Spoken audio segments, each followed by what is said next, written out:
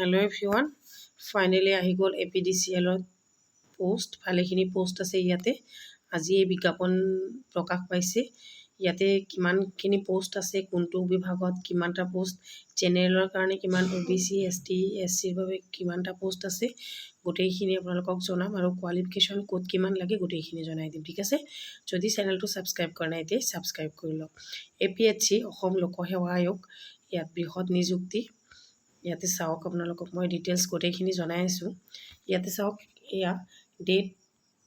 গুৱাহাটীত দা 15 জুলাই আজি 15 জুলাই আজি এই বিজ্ঞাপনখন প্ৰকাশ পাইছে গতিকে ইয়াতে কি কৈছে চাওক ইয়াতে নেম অফ দ্য পোষ্ট ইয়াতে assistant manager in Assam power generation corporation limited APDCL ঠিক আছে এটা চাওক নেম অফ দ্য পোষ্ট ইলেক্ট্ৰিক্যাল হত আছে 10টা পোষ্ট মেকানিক্যালত আছে 10টা ইনফৰমেশন টেকনোলজিত আছে 3টা ইনস্ট্ৰুমেন্ট মেনশনত আছে 2টা সিভিলত আছে 10টা আৰু হিউম্যান ৰিসোৰ্সত আছে 4টা পোষ্ট ইয়াতে ৰিজাৰ্ভেশন অফ পোষ্ট গোটেইখিনি ডিটেইলছ ইয়াতে চাৰ্টখনত দিয়া আছে আপোনালোকে চাই ল'ব কোড কিমানটা পোষ্ট আছে কিমানখিনি ৰিজাৰ্ভ আছে ST SC ৰ কাৰণে কিমানখিনি আছে আৰু জেনেৰেলৰ কাৰণে কিমানখিনি আছে এইখিনি যদি মই গোটেইখিনি কৈ থাকিব যাও বহুত সময় গুচি যাব আপোনালোকে ইয়াতে চাই ল'ব কলে হয়তো এইখিনি বুজি নাপাব ধুনিয়াকৈ চাব লাগিব আপোনালোকে এইখিনি PDF টো ডাউনলোড কৰি লৈ ধুনিয়াকৈ চাই ল'ব ঠিক আছে ইয়াতে চাওক পে স্কেল আৰু গ্ৰেড পে কিমান পে স্কেল হৈছে আপোনালোকৰ 37000 প্লাস আৰু 1,12,000 লৈ আৰু আপোনালোকৰ গ্ৰেড পে আছে 14200 টকা ঠিক আছে তাৰ পিছত ইয়াতে এলিজিবিলিটি ক্ৰাইটেৰিয়া ইয়াতে আপোনালোকৰ কোৱালিফিকেশ্যন কিমান লাগিব বুলি কৈছে এসিস্ট্যান্ট ম্যানেজাৰত আপোনালোকৰ কোৱালিফিকেশ্যন লাগিব BE BTech ঠিক আছে তাৰ পিছত এসিস্ট্যান্ট ম্যানেজাৰত মেকানিক যিখিনি আছে মেকানিকত আপোনালোকৰ BE BTech এই ডিগ্ৰী লাগিব এসিস্ট্যান্ট ম্যানেজাৰ ইনস্ট্ৰুমেন্টত লাগিব BE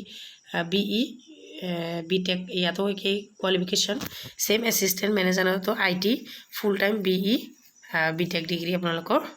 লাগিব ঠিক আছে আপোনালোকৰ ইয়াতে হয়তো HSLC পাস কৰা হলেও এপ্লাই কৰিব পাৰিব ইয়াতে কিমানখিনি কোৱালিফিকেশ্যন লাগিব আৰু কিমানখিনি আপোনালোকৰ এক্সপেৰিয়েন্স লাগিব কোড কি লাগিব গোটেইখিনি ইয়াতে ডিটেইলছত দিয়া আছে আপোনালোকে চাই ল'ব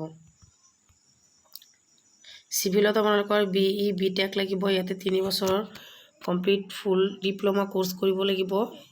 HSLC or equivalent or 3 years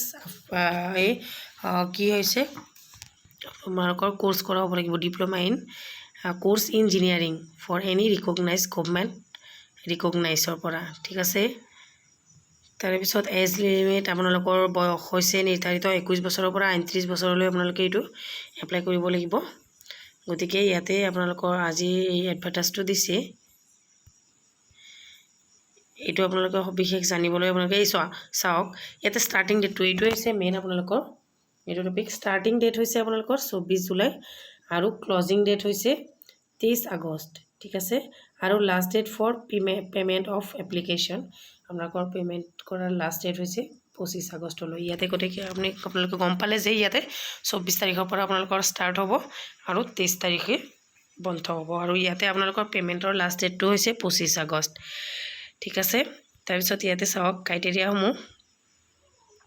ইয়াতে জেনাৰেল ক্যাটাগৰীৰ কাৰণে আছে কিমানখিনি এপ্লিকেশ্যন ফিজ লাগিব ইয়াতে 250 টকা আৰু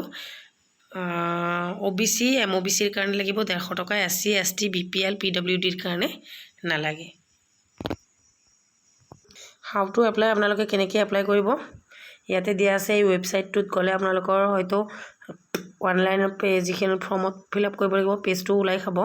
আজিকালি আপোনালোকে মোবাইলতে এপ্লাই কৰিব পাৰে গতিকে কোনো টেনচন ল'ব লগা নাই আপোনালোকে ক'ত কিমান পোষ্ট আছে চাওক শিলচৰ হাইলাকান্দি যোৰহাটত আছে নগাঁৱত আছে তেজপুৰত আছে কোকৰাঝাৰ আৰু গুৱাহাটীত আছে ঠিক আছে